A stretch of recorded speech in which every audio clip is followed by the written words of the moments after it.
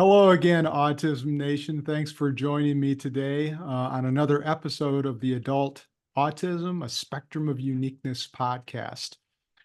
This week we are joined um, by Drew Shaw. And Drew, thanks for joining me today. Yeah, no, thank you for having me. And Drew, you're part of the Autism Alliance of Michigan, and I'm going to ask you a little bit about that in a minute, but we met, it's been close to a month ago. I think it was at the Navigating Autism Today conference, which is a conference that is, I believe, hosted by the Autism Alliance of Michigan. And as I understand it, there are actually two conferences that they do a year. I had attended one last October. It was in Grand Rapids, Michigan, and then the one where you and I talked briefly was in Novi, Michigan, which is a suburb of Detroit. So it was awesome talking to you. And you had told me that, yeah, I'd like to kind of do my own podcast someday. And I thought, well, man, would you like to be on my podcast? And you said, sure. So I really appreciate you agreeing to do this. So thanks again. Yeah, no, it's no problem. And I mean, yeah, you nailed that right on the head. Like doing a podcast or anything, very similar to this, I would absolutely love to pursue it. And yeah, I mean, I was so glad to be able to talk with you. And yeah, Yeah, especially being a part of this podcast. I can't wait to, be able to listen to this and anything beyond. So. that's awesome. Well, listen, I'm kind of interested. Could you tell the Autism Nation audience what is the Autism Alliance of Michigan all about? What's this organization about?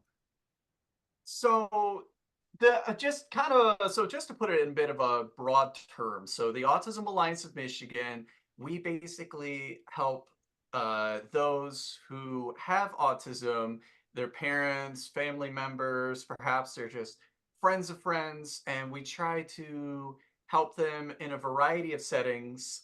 So we have a few different branches, and I'm just going to go over at least a couple key ones. Yeah. So the first one is the Navigator program, which is one of the biggest pillars and one that I am a part of. Okay. And so with the navigators, we help to, well, in our name, we help to navigate parents and those who want to help out their, autistic child or adult seek out services.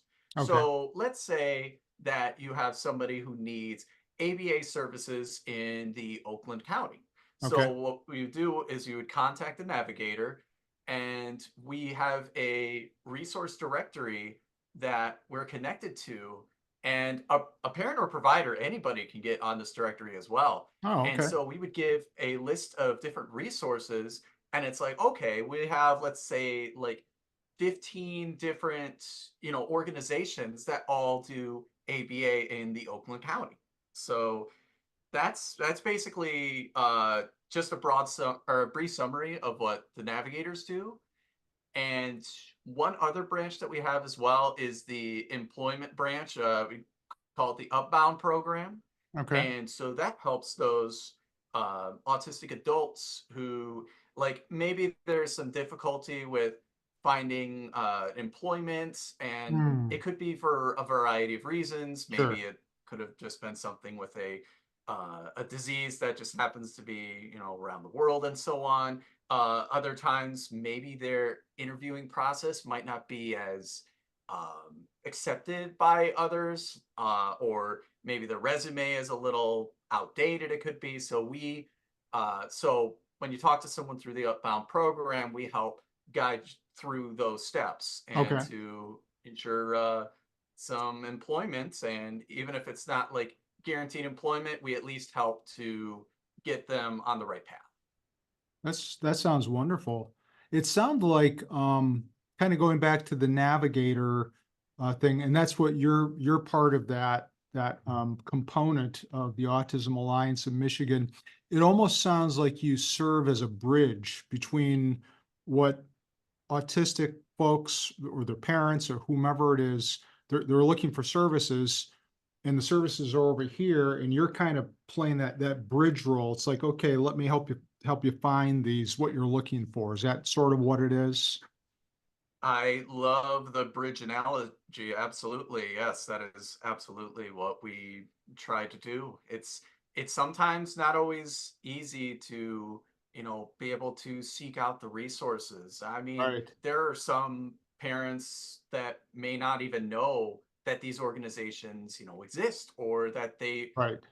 they're not always given this set like calendar, these set resources. And that's what we basically want to do. We want to show like there are all of these different locations, and even the organizations that we have within the directory, they're really appreciative, and they might even have a few questions for the navigators as well. So Yeah, it's we're helping, we're helping those with autism, but we're also helping like the community as a whole. Like we're all kind of gathered together, and we're all going to pursue this path together. right. Yeah. So you really play a vital link to get bring people together. And I'm guessing that there are times that autistic folks, their parents, they might not know exactly what they need, what they're looking for, and you might have some ideas, right? Because of your knowledge of the resources, you might know that, hey, based on what you're telling me, I think that this kind of an organization might be able to help you. Is that kind of what you do? So that is something that I wanted to pursue a little bit more. I Okay. do a little bit of that on the side, but for my role in the organization, so I am the Navigator Resource Specialist, which is Okay. a little bit of a mouthful.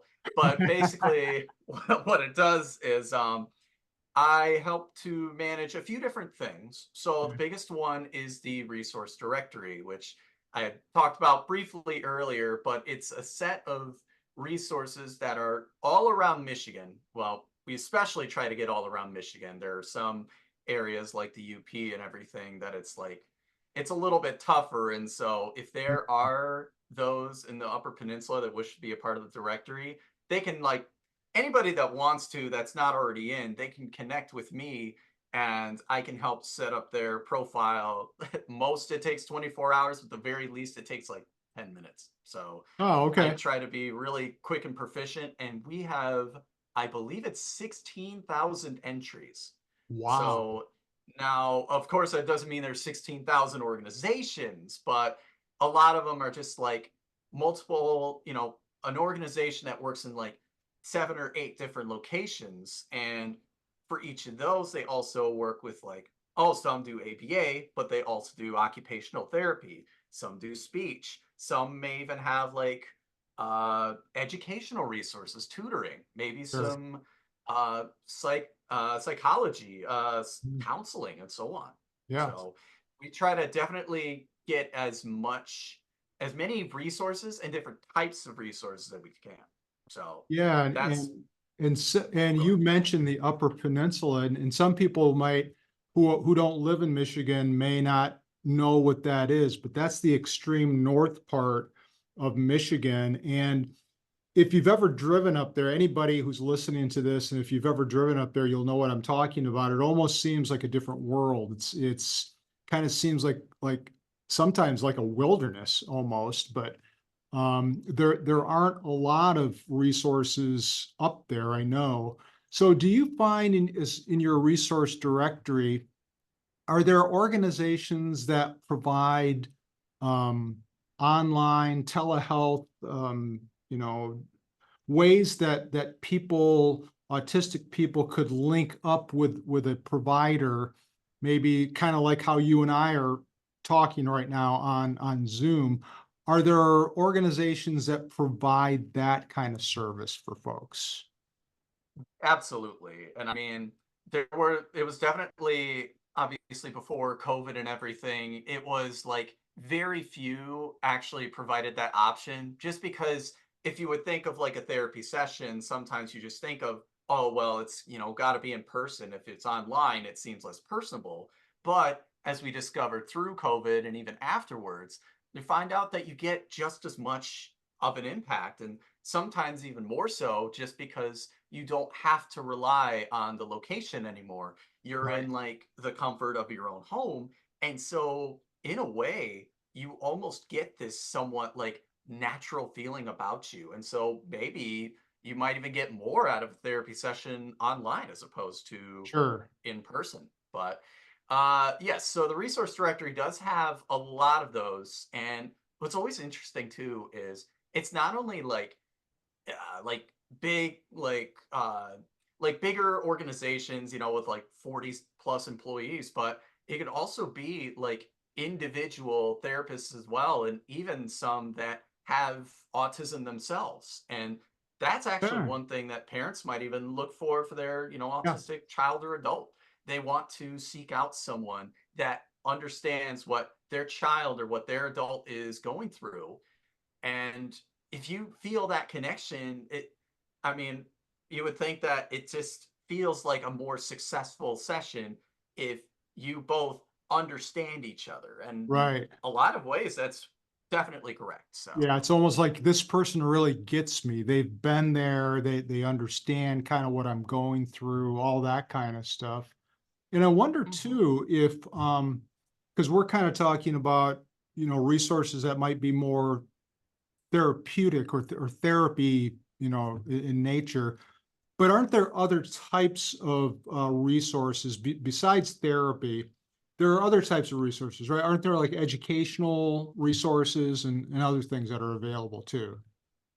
Oh, absolutely. And I mean, we've tackled on different, like even different adult things. There might even be some there are some that might call about employment, but not to like get into the Upbound program, but it could just be like a general question, or it could be uh so there's a lot of different ones as well. Support groups are always a big thing too. Okay, Like when you have someone with autism, you know, a child with autism, sometimes if you don't feel like you have a support group or anybody that has that same understanding, it feels like you're isolated in a way. It's just like you and this child with autism, and you're not always sure what to do. Support groups are always big, and they're always like one of the top things that parents and sometimes even providers will want to, you know, help out, you know, a child that they have who's maybe sure. they have ABA therapy,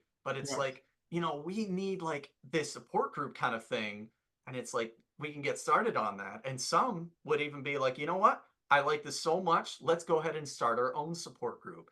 And Oh, there it is. There's another entry and there's another resource for parents, and even more like and even more supports to, you know, you're never alone. You're never alone out there. You know, we're just connecting more of the bridges to connect all of us together. We're all in this together. and you've we've been talking about this navigator resource. And where can people find this? Because this sounds like a marvelous thing, but how do you find this resource? Yeah. So I would say so the biggest if you would want to, so our website, so it'll be autismallianceofmichigan.org. Okay, So that is one place where you'll be able to connect with multiple things, whether it's you want to connect with a navigator through, you know, maybe you'll want to call or give them an email, the resource directory if maybe you would want to take the steps yourself if you want to look for the therapies or support groups through there. Um, Obviously, there's also the employment section as well. There's a whole lot of uh, multiple things you'll see on the site, and I'm currently on it right now. So um, I know that the biggest thing we have, which I wasn't sure that it's a gala that we hold every year as well. The conferences that we have, I mean, this last one that we went to a few weeks back, it was amazing. It was it one of was the first great. times that I had ever done a presentation actually like for this conference. Uh-huh. And it was very, very enlightening, and parents are just always so thankful, not only for, you know, because I give information, but I also try to be very comforting because Sure. you can see facts and statistics and everything else. But sometimes you just want to be able to hear a story. Sometimes you That's want right. to get this understanding, this feeling.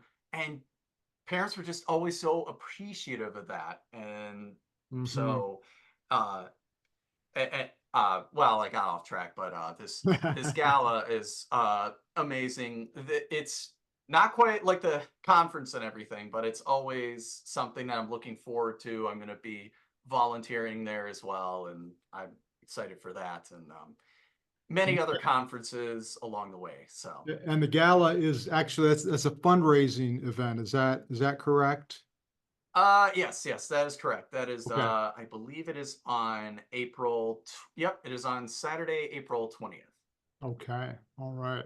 Well, I forgot to ask you, how did you get involved with the Autism Alliance of Michigan and, the whole field of autism? I mean, what was the appeal? What was the draw for you?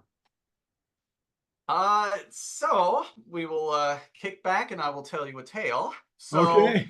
uh, so when I was 2.5, I had shown behaviors. I was mostly like very quiet, or I would oh gosh, I would grind my teeth against the wall. It's like Okay. I wasn't sure. I think it's mostly like a sensitivity kind of thing. Yep. Maybe it relaxed me. We weren't sure, but I was taken into the U of M hospital, and so I was diagnosed with autism.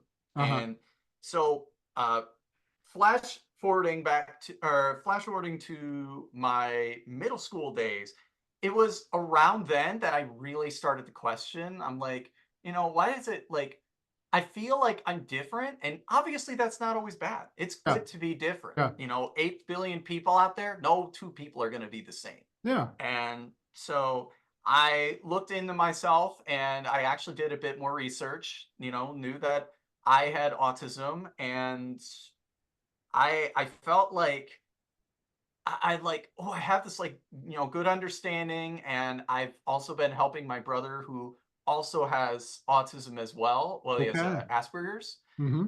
And so I would help him out with homework. And what I've discovered is that I teach him in a way that it felt like no other person could. It's like, teacher is great. A teacher's there to teach. And that's actually what Right. I wanted to do. Uh-huh. But I felt like I taught it somewhat differently because I knew my brother, and I like knew to teach him in a very specific way. And I'm like, you know what? I need to do this. I need to get like bachelor's, and I want to become a special ed teacher. Wow. I got a little diverted from that. Flash forwarding to, gosh, a few years ago, like right as COVID hit, I got an internship at the Alliance, and oh my gosh, like it was so amazing getting to meet all the employees. They were all just Sure. so passionate and loving, and just it felt like I was working alongside like almost like a family kind of thing. I Wow. had never experienced anything like that. And so even when I got my master's degree, I went back there and I would apply for a job. I got part-time. A few months later, I would go full-time, and now I've been the position that I am today. And I mean, Wow. it's That is it's so been awesome. it's been incredible, and I'd like to be able to I've trying to be like summing up more and more of my story. It's like, here's somebody with autism. Nobody knew what to expect in like the mid 90s, because Right. this was like around when it wasn't as prevalent as it was today. Like Yes. now it's like 1 in 37 or something, as opposed to Hmm. 1 in 200 some.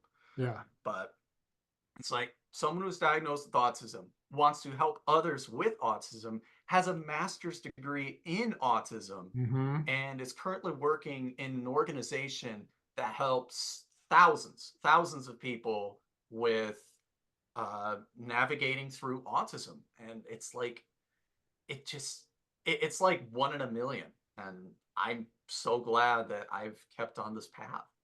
It sounds like a perfect fit for you. The way things kind of aligned, and you got your degree, you got this internship, you got the part-time, full-time job now. It sounds like it was just a match made in heaven for you. It was. Wow. I I mean, I'm still reeling back about it. I'm like, I'm trying to like I said, and as I would explain the story too, like with the conference, and I had even done a few others as well. Like there was a conference over in Michigan State that I had done, and I mean, it was like everyone, and I say this, everyone and their grandma loves to, you know, hear stories like this, and it's Yes. like, yeah, I would love to be able to spread the story, and so I'm like, obviously, one of the first things I thought of was an autobiography, but it's like, okay, but I actually need to type up. I need to, you Right. know, be able to.